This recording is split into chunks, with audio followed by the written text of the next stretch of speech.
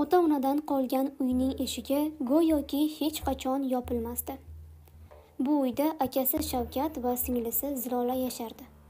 Ikkovi ham katta bo'lib, o'z yo'lini topgan, lekin taqdir shunday tuzildiki, har ikkalasi ham bu uyni tark etolmay qolgandi. Shavkat 35 yoshda, uylanmagan, asabi tez, mehnatsevar, lekin dunyoga ishonmaydigan odam.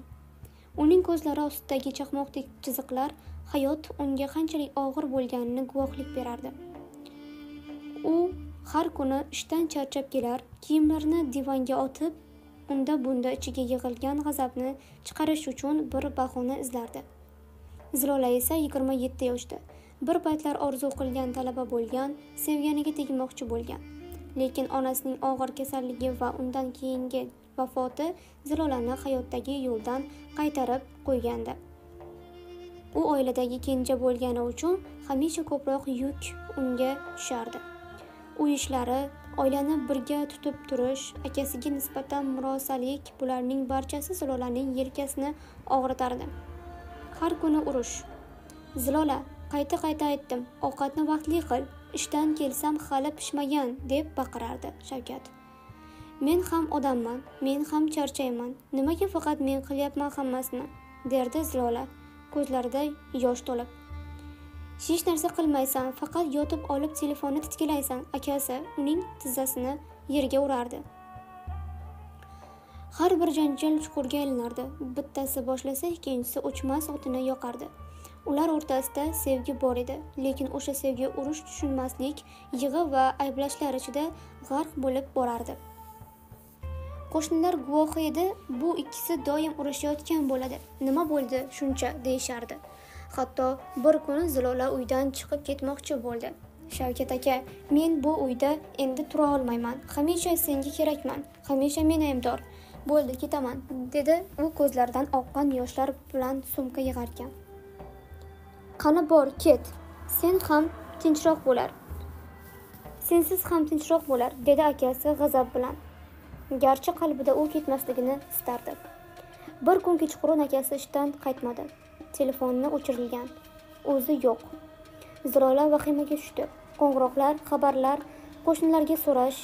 Bir payt u telefonga qo'ng'iroq tushganini ko'rdi. Shifoxonadan. Shavkat aka avariyaga uchragan. Hozir jarrohxonada, dedi shifokor.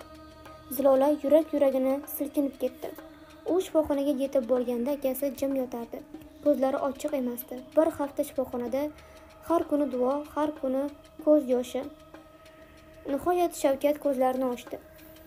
Ilk gapi siz kimsiz bo'ldi. U esdan ketgan, hammasini unutayotgandi. Zilola yig'lab, menman, seningman, Zilola. Iltimos xotirla, men hamisha sen bilan edim, derdi. Oradan hafta o'tdi. Shavkatning xotirasi asta-sekin qayta boshladi. Har bir narsani eslarkan, Zilolaning uni tashlab ketmaganini, hamisha yonida bo'lganini angladi. Bir kun u uzoq sukutdan keyin dedi: Men seni haqorat qildim, seni tushunmadim. Sen oilamizning qalbisan. Men seni qadrlay olmadim. Zilola faqat qo'llarini ushlab turdi. Hammasi o'tadi, dedi. Ular yana birga uyga qaytishdi. Urushlar to'xtamadi, lekin endi ularning orasida kechirim, tushunish va shu eng muhimi muhabbat paydo bo'lgandi. Chunki hayotning ustida emas, aslida yuragida og'riq ortida turibdi. Birodarlik. Va bu ikki inson aka va singil hamisha shunga qaytarishardi. Ular uyga qaytishganidan so'ng hayot sekin-asta o'z joyiga tusha boshladi.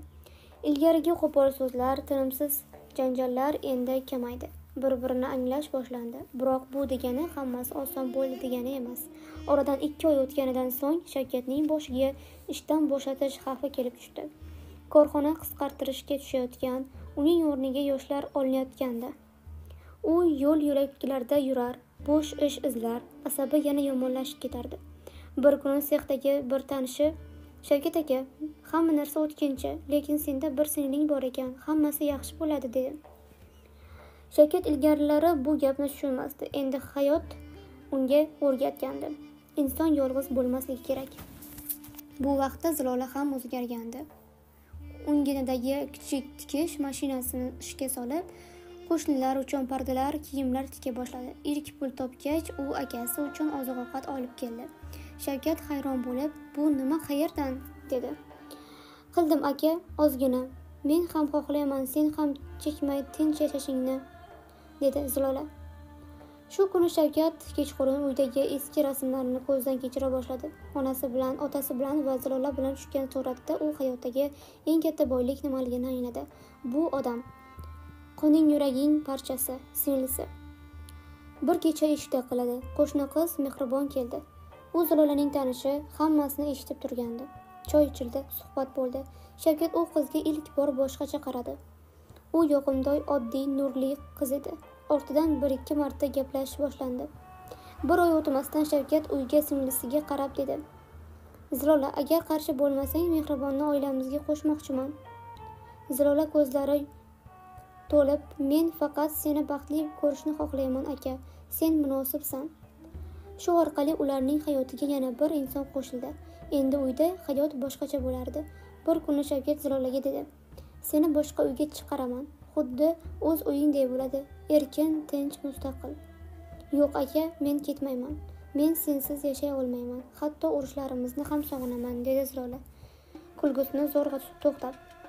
Shu so'zlarda urush talashlar ortidagi haqiqiy tuyg'ular yashirinib yotardi. Mehr, bog'liqlik, ajralmaslik. Odamlar jahl qiladi, bir-biriga baqiradi, lekin sevganlaring bilan gaplashmasang ruhing og'riydi. Ular shunday birodar va singil edi. Yana yillar o'tdi. Zilola ham turmushga chiqdi. To'yda Shavkat qo'lini undan asta olib qo'ydi. "Endi seni bir kishi yanada ko'proq sevsin", dedi u. Lekin har seshanba kuni Zilola o'z uyiga kelar, akasiga qo'l tortmasdan ovqat tayyorlar, yangi gaplardan gapirib o'tirardi. Uning farzandlari Shavkatni dada, aka deb chaqira boshlashdi. Shavkat hayotda qancha adolatsizlik ko'rgan bo'lsa ham singlisiga qarab shunday derdi: "Men baxtliman, chunki menda sen borsan." Hayotida yangi sahifa ochilgandi. Eri Ilhom odobli, ishbilarmon yigit edi. Ular kichik bir xonadonda yashay boshlashdi. Ilhom Zilolaning og'ir hayotini akasi bilan kechirgan bolaligini yaxshi bilardi va har doim uni hurmat qilardi. Bir necha oy o'tib Zilola homilador bo'ldi. U xabarni eshitgan Shavkatning yuragi parvoz qildi. U sevinib ko'zlarini yashira olmasdi. Kuni bilan ishdan keyin yangi tug'iladigan jiyaniga nimadir olib kelishni odat qildi. Gohida kiyim, gohida chaqaloq uchun o'yinchoq, gohida esa faqat kulgu bilan kelardi.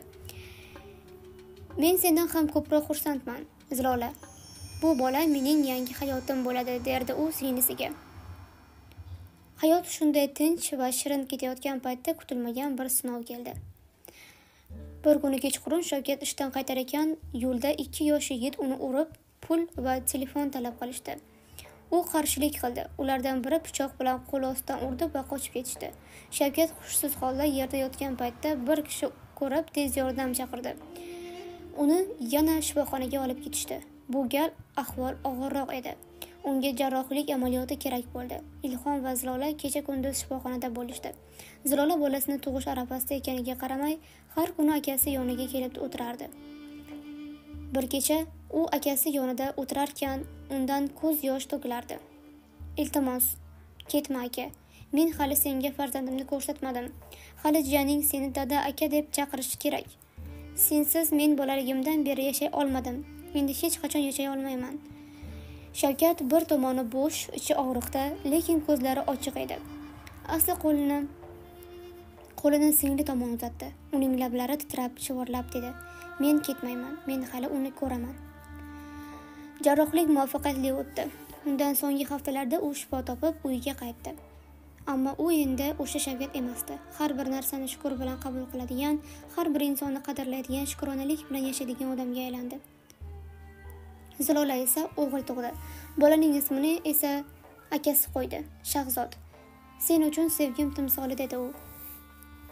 Shu paytdan boshlab har juma kuni Shavkat o'zi bozor qilib kelib, jiyani uchun maxsus ovqatlar tayyorlay boshladi. Endi u aka emas, bir vaqtning o'zida aka o'rnak murabbiy edi. Yillar o'tdi. Zilolaning farzandi maktabga bordi. U birinchi marta "Mening qahramonim" mavzusida insho yozganda shunday yozdi: "Mening qahramonim akam. U menga har doim kitob olib kelardi, hikoyalar aytadi. U singlisi uchun jon berishga tayyor inson. U qo'pol bo'lishi mumkin, lekin qalbida yurak bor, muhabbat bor. U menga hamma narsani o'rgatadi. Men uni yaxshi ko'raman. Bu insonni o'qib, Shavkat ko'z yoshlarini yashira olmadi. Bir paytlar har kuni urushgan, bir-biriga qattiq so'z aytgan aka-singil endi dunyodagi eng qimmatli ne'mat qadrdonlik, kechirim va bag'rikengligi orqali bir-birini qayta topishgandi. Hayot o'tadi, odamlar o'zgaradi, lekin haqiqiy muhabbat aka-singil o'rtasidagi bog' o'chmas ekan.